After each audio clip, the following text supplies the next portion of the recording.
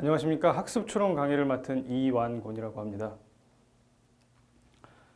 먼저 우리가 학습추론이라는 것을 배우기 위해서는 지식을 어떤 식으로 학습을 해서 추론을 하는지 배우는 게 이제 학습추론이 될 텐데, 그 지식이라는 것을 어떻게 표현하는지를 먼저 알아야 나중에 우리가 모델을 빌딩을 하고 그 빌딩된 모델을 가지고서 이제 추론을 할 수가 있기 때문에, 먼저 1강에서는 지식을 어떤 식으로 표현을 하고 기본적으로 지식을 추론하는 방법들에 대해서 먼저 배워보도록 하겠습니다. 먼저 목차로 첫 번째로 이 지식이라는 것을 다루기 위해서는 우리가 이제 시멘틱 웹이라는 것을 먼저 알아야 될 필요가 있습니다. 그래서 시멘틱 웹이라는 것을 정의하고 그 정의된 시멘틱 웹들을 어떤 식으로 구성하는지를 먼저 알아볼 거고요. 그리고 두 번째로는 이 시멘틱 웹에서 지식을 이제 RDF라는 프레임워크를 통해서 이제 설명을 하게 되는데, 그 RDF에 대해서 정의와 계층 구조 그리고 RDF 표현을 먼저 배워보도록 하고요. 그리고 3강에서는 RDF 스키마를 표현을 해서 우리가 이 기존의 지식들을 어떤 식으로 그 구조들을 표현을 하고 그 표현된 구조들을 가지고서 어떤 추론들을 할 수 있는지를 이제 배워보도록 하겠습니다. 그래서 1강 지식 표현과 추론에서의 학습 목표는 시멘틱 웹을 정의하고 구성하는 방법을 이해하는 게 첫 번째고, 그리고 두 번째로는 이제 RDF를 통해서 지식 데이터들을 표현하는 방법을 이제 학습을 할 겁니다. 그리고 세 번째로 RDFS 표현들을 이제 이해를 해서 기본 규칙들을 가지고서 추론하는 방법을 배워보도록 하겠습니다. 그래서 먼저 이제 시멘틱 웹의 정의를 먼저 알아볼 텐데요. 시멘틱 웹이라는 것은 우리가 기존에 알고 있는 웹이라는 것은 웹상에는 이제 굉장히 많은 다큐먼트들이 이제 존재를 하게 됩니다. 예를 들어 HTML 페이지에 있는 여러 가지 정보들이 이제 전부 다큐먼트가 되겠죠. 그래서 그 다큐먼트들이 모여 있는 게 현재 우리가 알고 있는 이제 웹이 될 수가 있는데, 시멘틱 웹이라는 것은 그 HTML 페이지에 있는 정보들을 이제 데이터로 바라보고, 데이터가 아닌 이제 어떤 thing으로 바라보고, 또 그 thing들을 우리가 사람들이 알고 있는 컨셉트로 이제 표현을 해서 기존의 다큐먼트들의 웹이 아닌 이 데이터 thing 그리고 컨셉들의 이제 웹을 바라보자라는 게 이제 시멘틱 웹이 됩니다. 그래서 다시 말해서 기존의 커런트 웹은 이제 기계 입장에서는 커런트 웹에 있는 데이터들을 이제 이해할 수가 없다라고 이제 바라보기 때문에, 그 기계 입장에서 그 데이터들을 이제 이해하고 처리할 수 있도록 해주기 위해서 이제 이 시멘틱 웹이라는 게 이제 등장을 하게 됐습니다. 그래서 앞에서 얘기한 시멘틱 웹에서의 이 데이터 thing 컨셉 중에서 이 thing과 컨셉이라는 거는 이제 우리 사람들이 이해하고 있는 어떤 뭐 무비라든지 아니면 어떤 사람들 또는 뭐 어떤 질병들 과 같이 이 세상에 존재하는 어떤 것들이 모두가 될 수 있는 컨셉이 되겠죠. 그래서 기계는 이제 이 시멘틱 웹이 구성이 되면은 이 HTML 페이지에 있는 이제 숨겨진 개념들을 기계 입장에서 이제 이해할 수 있는 배경이 되게 됩니다. 그래서 예를 들어서 HTML 페이지에 이제 우리가 흔히 네이버나 구글에서 볼 수 있듯이 이제 버락 오바마라는 것을 검색을 하게 되면은 이제 어떤 다큐먼트가 검색돼서 결과가 나오게 되겠죠. 그랬을 때 기존의 웹페이지에서의 그 버락 오바마라는 것을 기계 입장에서 바라봤을 때는 이게 단순히 버락 오바마라는 텍스트 형태로 바라보게 될 텐데, 시멘틱 웹이라는 것을 사용을 해서 잘 구성을 하게 된다면 우리는 기계가 버락 오바마가 펄슨이라는 것을 이해하는 것을 기대할 수 있고요. 그리고 또 버락 오바마가 미국의 대통령이다라는 것까지 이제 이해할 수 있는 것을 이제 기계한테 기대할 수 있게 됩니다. 우리가 사람들이 이 시멘틱 웹을 잘 구성을 한다면 이제 기계 입장에서 기존의 커런트 웹과 비교를 해서 훨씬 더 이제 많은 일을 할 수 있는 것을 기대할 수 있게 되겠죠. 그렇다면 이제 시멘틱 웹을 이제 구성하는 방법을 우리가 알아봐야 될 텐데, 가장 쉬운 방법은 이 웹에 존재하는 모든 데이터들 이제 전부 어노테이트 하는 게 이제 가장 쉬운 방법이 되겠죠. 아까 앞에서 봤던 것처럼 오바마가 대통령이고 또 오바마의 국적이 미국이다와 같이 이제 전부 어노테이션 하는 것이 가장 쉬운 방법이 될 텐데, 이제 웹에는 굉장히 많은 데이터가 존재를 하기 때문에 그런 식으로 구성을 할 수는 없겠죠. 그래서 이 웹에 있는 데이터들을 어떻게 하면 쉽게 어노테이트 할 수 있는 방법이 있을까라는 게 이제 등장을 하고 연구가 되면서, 첫 번째로는 이제 태그를 달게 됐어요. 그래서 예를 들어 아까 앞에서 봤던 것처럼 오바마는 어떤 정보를 갖고 있다, 국적이 뭐다, 나이가 뭐다와 같이 이제 전부 태그를 다는 거죠. 근데 이제 그런 식으로 할 수 없기 때문에 사람들이 미리 정의된 이제 보캐블러리 몇 개를 가지고, 사람 같은 경우에는 뭐 나이, 국적, 이름 같은 보캐블러리를 미리 정의를 해서 한정적인 정보들을 이제 마이크로 포맷으로 표현을 해보자라고 이제 연구들을 진행을 했었습니다. 그런데 이제 그것도 한계점이 존재하기 때문에 가장 최근에 많이 사용되고 있는 게 이제 이 RDF라는 포맷이 있습니다. 그래서 이 RDF라는 것을 가지고서 우리는 시멘틱 웹에 있는 데이터들을 표현하는 방법을 이제 배워보도록 하겠습니다. 그래서 이제 RDF라는 리소스 디스크립션 프레임워크라는 것을 통해서 우리는 시멘틱 웹을 표현을 하게 됩니다. 그래서 기본적으로 이 RDF라는 것은 이제 월드에 존재하는, 그러니까 웹에 존재하는 리소스들을 어떻게 디스크라이브 할 것인가 라는 이제 언어가 되고요. 이 리소스라는 것은 월드에 존재하는 이제 어떤 것이든 될 수가 있습니다. 예를 들어 어떤 책이 될 수도 있고 또는 어떤 무비, 사람들이 될 수가 있겠죠. 근데 이제 이 사람들을 어떻게 표현할 것인가 그 방법을 이제 RDF로 하게 됩니다. 그래서 리소스라는 것은 이제 반드시 여기서 유니버셜리 유니크 네임을 통해서 정의되어야 한다고 했는데 이 웹이든 월드에 존재하는 모든 사물이나 사람들이 중복되는 경우가 생길 수 있기 때문에 각자 고유한 이름을 가져야 이제 그것들을 구분을 할 수 있으니까 그것들은 전부 다 반드시 이제 유니버셜리 유니크 네임을 이제 가지고 있어야 한다고 이제 명시를 하고 있습니다.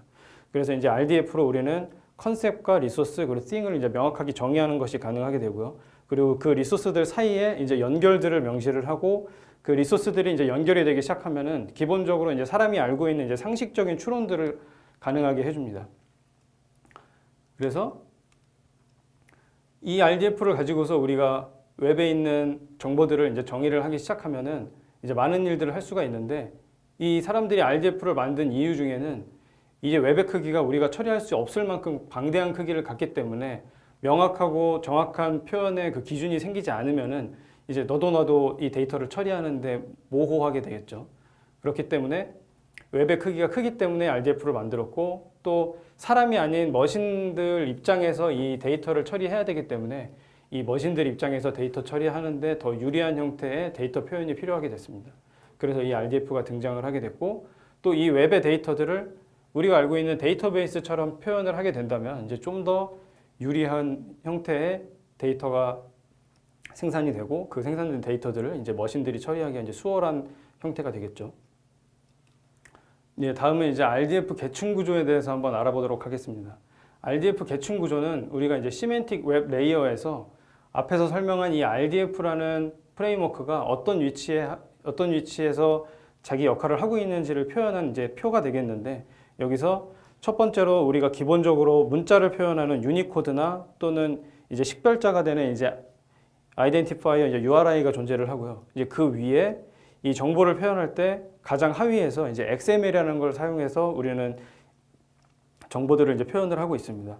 근데 이제 그 바로 상단에 위치한 이 RDF라는 걸 통해서 우리는 이제 시멘틱 웹의 가장 하위 레이어에서 데이터들을 이제 표현을 하게 되는 거죠. 그래서 이제 그 상위에 존재하는 것들은 이제 뒤에 있는 강의에서 알아보게 될 거고요. 예, 그렇다면 우리는 RDF를 가지고서 리소스를 어떻게 표현하는지 이제 알아야 됩니다. 그래서 이 RDF를 표현하는 방법이 이제 총 3가지가 있는데 첫 번째로 RDF를 XML 형태로 표현하는 방법, 그리고 두 번째로 엔트리풀이라는 형태를 표현하는 방법, 그리고 세 번째로 이제 터틀이라는 게 존재를 하게 됩니다. 그런데 이제 여기서 우리 가장 많이 사용하는 형태는 가운데 있는 이제 엔트리풀 형태를 가장 많이 사용을 하게 되고요. 첫 번째 XML과 세 번째 터틀은 사람 입장에서 이해하기가 좀 어려운 부분들이 있습니다. 기계 입장에서는 처리하기가 어느 정도 유리한 점이 있지만 이제 사람 입장에서 이해하기에 어려운 점들이 있기 때문에 우리는 보통 엔트리풀을 가장 많이 사용을 하고요. 그래서 예를 들어서 RDF XML 포맷을 가지고서 아까 앞에서 설명했던 이제 오바마라는 리소스를 이제 표현을 할 때 첫 번째로 이 오바마는 RDF 디스크립션을 사용한다라는 걸 명시를 해줘야 되고요. 그리고 두 번째로 오바마의 타입이 펄슨이라면 이 리소스의 타입이 펄슨이다라는 것도 명시를 해줘야 되고 오바마는 미국의 대통령이다라는 정보를 표현을 하기 위해서 오바마는 is president of USA라는 정보를 이런 식으로 표현을 해줘야 됩니다. 그런데 만약에 저기 가운데 있는 엔트리풀이라는 포맷을 가지고서 이 정보를 표현을 한다면 밑에 보시는 것처럼 오바마는 President of USA다와 같이 주어, 동사, 목적어 형태로 이제 바로 표현을 할 수가 있게 됩니다. 또 밑에 오바마의 타입은 펄슨이다와 같이 이제 사람이 글을 읽는 순서와 비슷하게 이해할 수 있기 때문에 훨씬 더 효율적으로 처리할 수 있어서 이제 가장 많이 사용하는 포맷이 이제 엔트리풀이라는 포맷이 되고요. 그래서 우리가 웹에 존재하는 정보들을 이제 전부 이제 트리플의 집합들로 이제 표현을 하게 됩니다. 그런 식으로 트리플의 집합들로 표현한 것들을 우리는 난리지라고 부르게 되는데요. 이 난리지라는 거는 어떤 지식들의 이제 집합이라고 생각을 하시면 되고요. 그래서 이 트리플이라는 것은 우리가 알고 있는 자연어의 문장과 이제 굉장히 유사한 형태를 띠고 있습니다. 그래서 총 3개의 파트로 구성이 되어 있는데 보시는 것처럼 주어, 동사, 목적어 순서대로 나열을 하면 되고요. 그래서 이제 영어로는 이제 subject, predicate, object라고 부르는데 우리가 웹에 있는 정보들을 가져다가 표현을 할 때 보통 subject하고 predicate는 이제 반드시 리소스가 되어야 하고요. 그리고 object는 리소스가 돼도 되고 또는 이제 리터럴 형태의 데이터를 가질 수가 있습니다.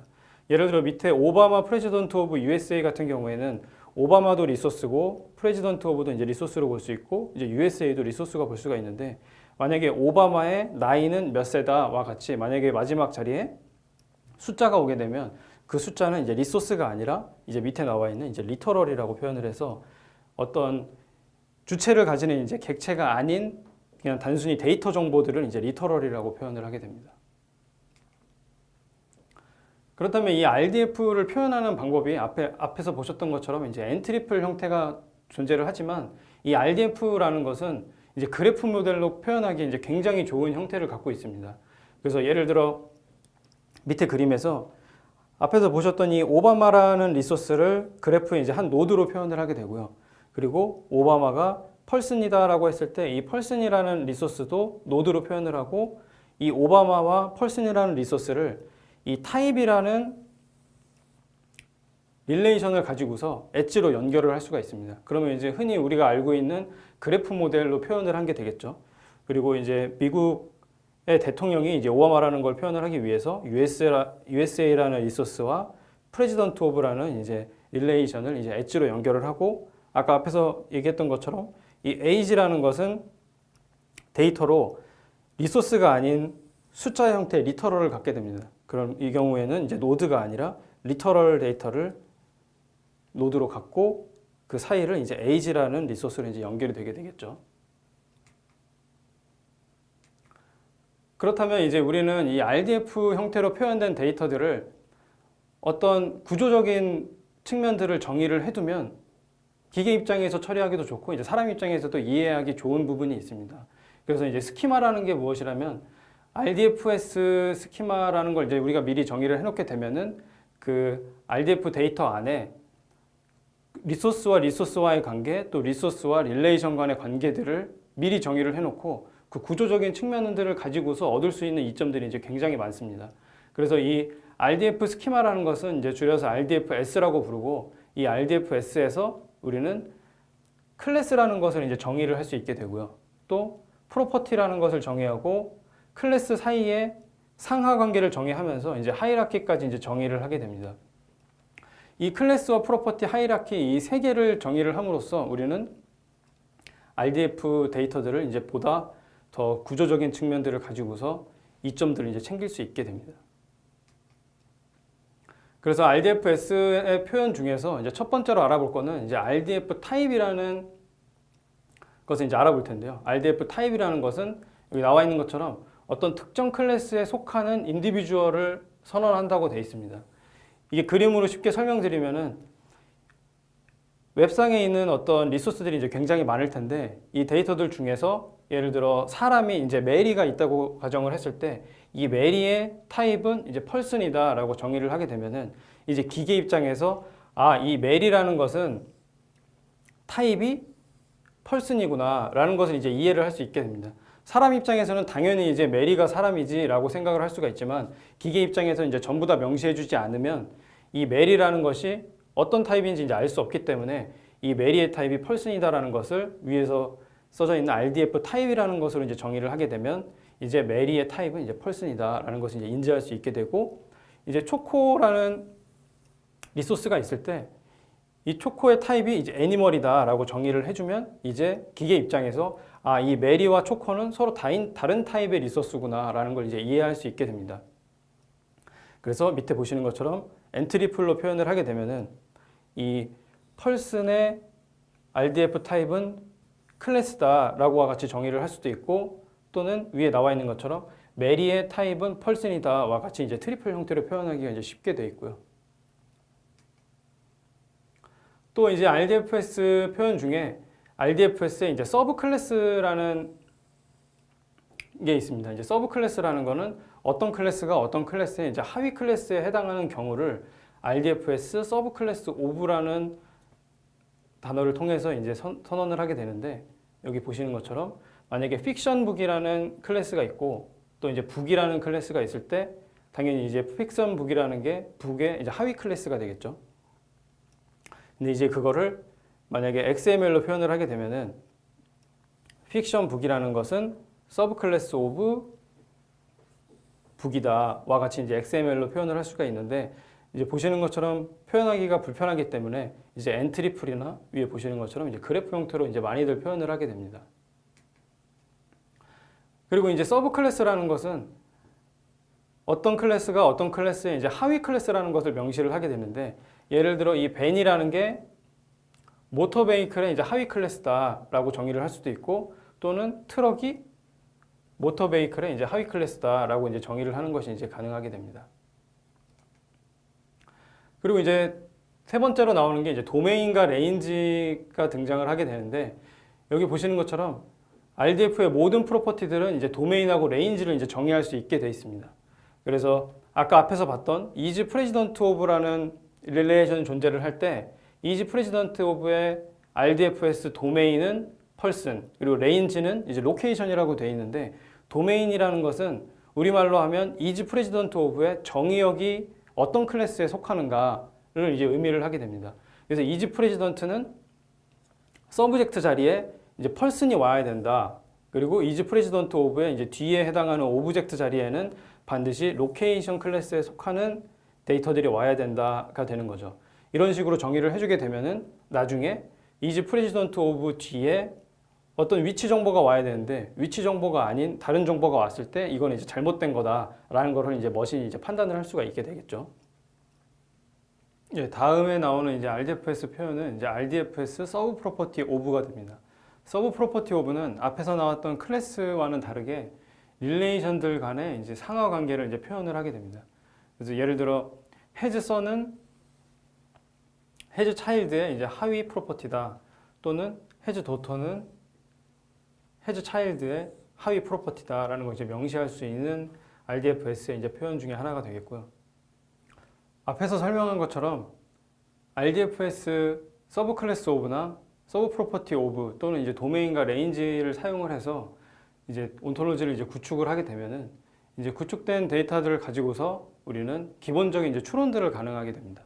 그래서 먼저 RDFS 인테일먼트라는 거는 이제 RDFS를 가지고서 기본적인 추론을 할 수 있는 이제 규칙들을 이제 의미를 하게 되는데, 이 인테일먼트는 이제 추론과 이제 같은 의미가 되고, 그래서 앞에서 배운 이제 서브 클래스 오브라는 것을 가지고서 우리가 추론을 할 수 있는 것이 기본적으로 그 상하 관계를 통해서 하위 클래스에 있는 게 상위 클래스에 있는 클래스의 하위로 들어갈 수 있는 것들을 이제 의미를 하게 됩니다.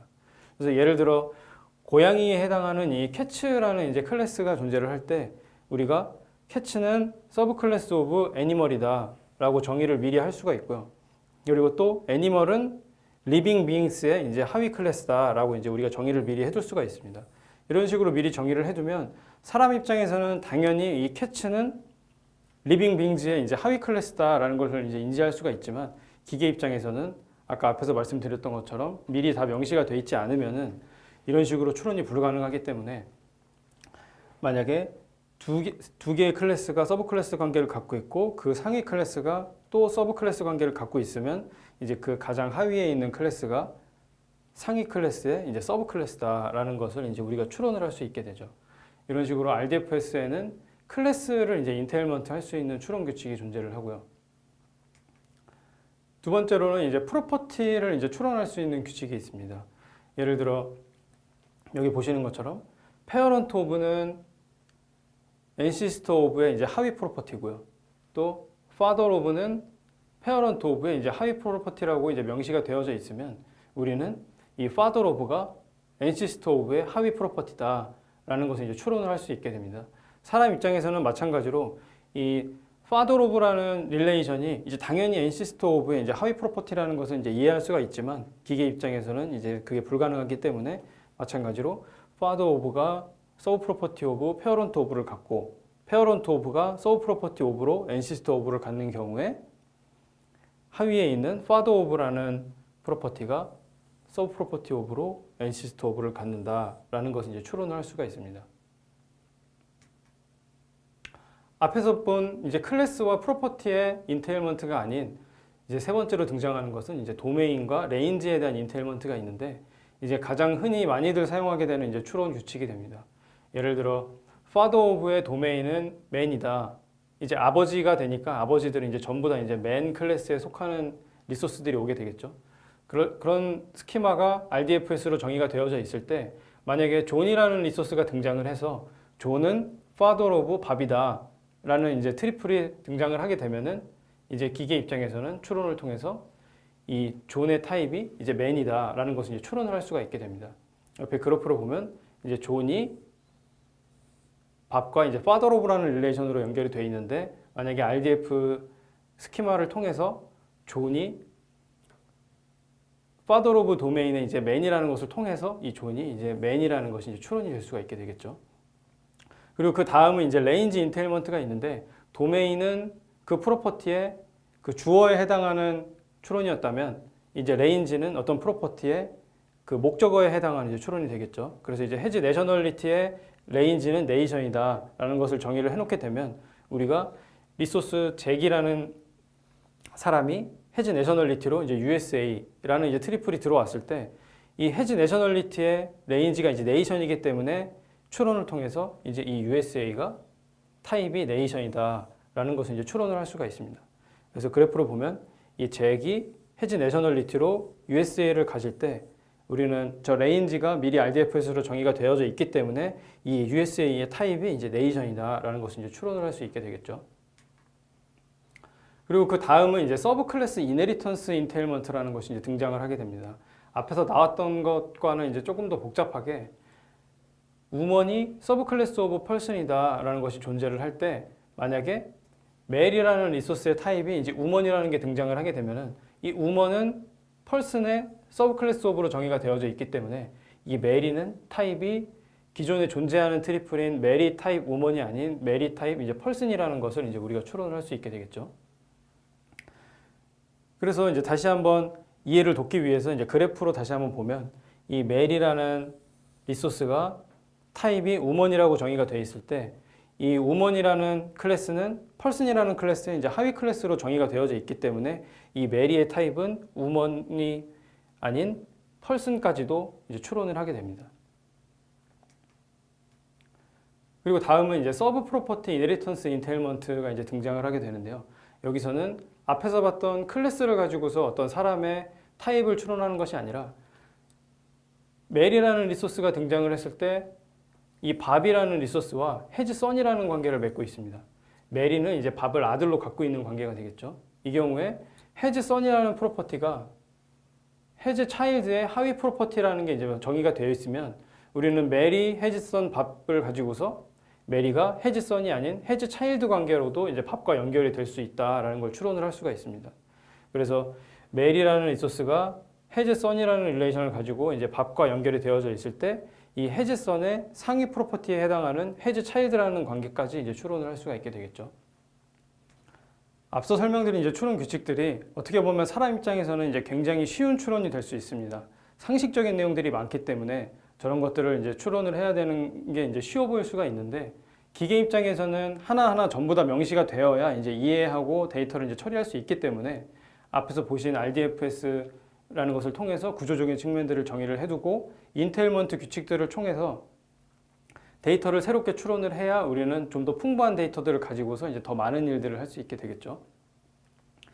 그래서 RDFS 인테일먼트 룰들은 앞에서 설명드린 것과 같이 도메인 규칙, 그리고 레인지 규칙, 그리고 서브 프로퍼티 규칙들이 이제 존재를 하게 되는데 사실 이제 RDFS 인테일먼트 규칙들에는 좀 더 이제 심플한 규칙들도 존재를 하게 됩니다.